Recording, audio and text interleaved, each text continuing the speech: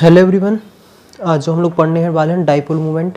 Dipole काफ़ी मज़ेदार पढ़ेंगे, सारी चीज़ क्लियर होती जाएगी। तो है पेन ले लो, कॉपी ले लो और हेडिंग डाल लो, क्योंकि जब तक खुद से नहीं लिखोगे, नोट्स नहीं बनाओगे, तब तक कोई बात समझ में नहीं आएगी। कितना भी चाहे तुम किसी की कितनी वीडियो देख लेना, कितनी बार भी देखते रहना। पेन कॉपी यूज़ करो तभी कुछ होगा। पीडीएफ सब करें, पीडीएफ पढ़े ना कोई, पेन कॉपी से लिखे नोट तो एग्ज़ाम पास हुए। चलो देखो, इलेक्ट्रिक डाइपोल में बच्चे अक्सर इसलिए परेशान होते हैं कि वो रिलेट नहीं कर पाते हैं। एक बताऊँ, सबसे पहले जो इलेक्ट्रिक डाइपोल तुम लोगों ने पढ़ा होगा वो केमिस्ट्री में पढ़ा होगा। अब तुम कहोगे केमिस्ट्री में कहाँ पढ़ा था? केमिस्ट्री में जब बॉन्डिंग के बारे में पढ़ रहे थे, तुमने एक पढ़ा था कोवेलेंट बॉन्ड। कोवेलेंट बॉन्ड जब तुम पढ़ रहे थे तो उसमें तुमने दो चीज़ पढ़ी थी, polar and non polar. Polar non polar में इसी जगह तुमने पढ़ा था डाइपोल मूवमेंट। डाइपोल मूवमेंट ये पढ़ा था तुमने कब? 11th क्लास में। 11th क्लास का याद ना हो कोई दिक्कत नहीं है।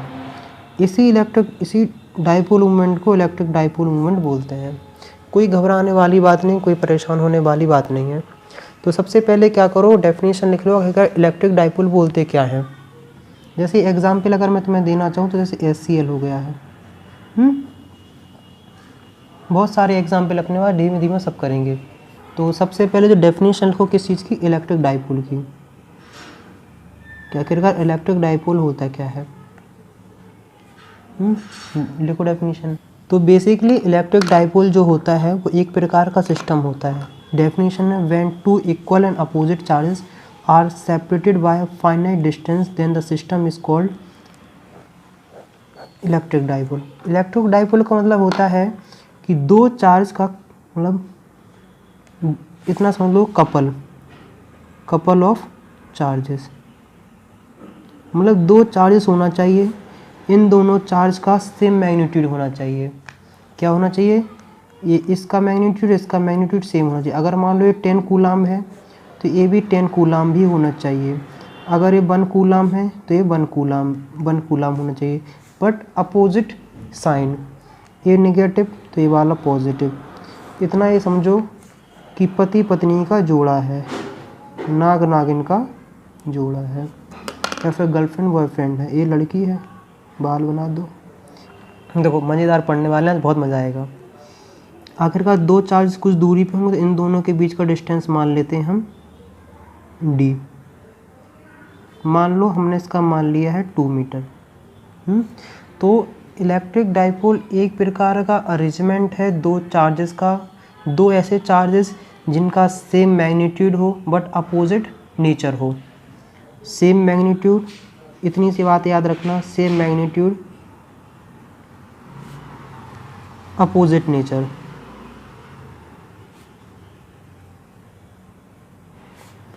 Same magnitude opposite nature. अब जो दूसरी चीज़ आती है वो क्या है? Electric dipole movement.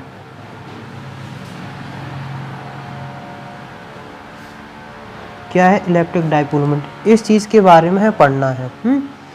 देखो इलेक्ट्रिक डाइपोल मूवमेंट होती है एक प्रकार की क्वांटिटी है। क्या है? इसे बोल सकते हैं एक प्रकार की फिजिकल क्वांटिटी है। फिजिकल क्वांटिटी कुछ नहीं कि डाइपोल मूवमेंट को तुम्हें फॉर्मूले में पढ़ना है। जो तुमने अभी सिस्टम देखा उसका तुम्हें कुछ ना कुछ फॉर्मूला बना के तुम्हें पढ़ लेना है, उसी को हम डाइपोल मूवमेंट करेंगे। तो इसको याद कर लो, इट इज डिफाइंड एज, मतलब इस चीज़ के बारे में तुम्हें क्या पढ़ना है कि इलेक्ट्रिक डाइपोल क्या है? It is defined as the product of either charges and length of electric dipole. वैसे इलेक्ट्रिक डाइपोल को जो डाइपोल, देखो बेसिकली इलेक्ट्रिक डाइपोल मूवमेंट कुछ नहीं बोलते हैं, सब लोग इलेक्ट्रिक डाइपोल बोलते हैं या फिर डाइपोल मूवमेंट बोलते हैं। इतना लंबा नाम कोई याद नहीं रखता, सब परेशान रहते हैं। बेसिकली से हम लोग P से रिप्रेजेंट करते हैं। किससे रिप्रेजेंट करते हैं? इसे रिप्रेजेंट करते हैं P से, और ये एक वेक्टर क्वांटिटी। आखिरकार वेक्टर क्वांटिटी कैसे बनते हैं हम बताते हैं। P से रिप्रेजेंट करें, इस डेफिनेशन का अकॉर्डिंग है कि तुम कोई भी एक चार्ज ले लो, मान लो इनमें से तुम कोई भी एक चार्ज ले लो, 10 -10 कुछ भी ले लो, 10 ले ली है, उन दोनों में कितनी दूरी है वो डिस्टेंस ले लो, तो Q इंटू डी।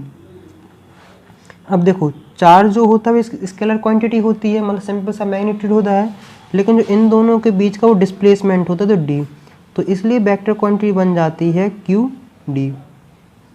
अब तुम्हारे दिमाग में आ रहा होगा सर हम लोगों ने तो 2A पढ़ रखा है और इस 2A की क्या कहानी है, इस चीज़ के बारे में आप विस्तार में बताइए।